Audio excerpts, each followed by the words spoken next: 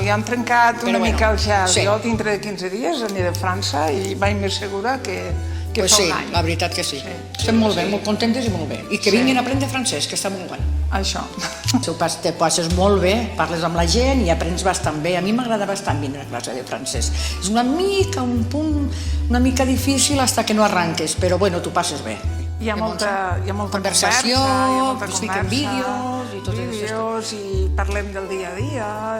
I així vas aprenent, el dia a dia. Li traiem temes que ens interessen i que ens agraden, i li demanem consell i ella ens ho explica tot. Pràctic. És sí. Pràctic. Sempre aprens una mica més del que ja saps, no saps massa, però bueno, ja saps bé. A més, la professora Maria és encantadora, aquesta noia.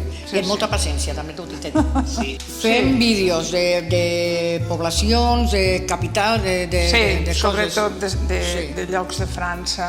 Molt bé, molt interessant perquè aprens coses, per exemple, que no saps que existeixen, perquè, clar, jo soy una fan de Montmichel.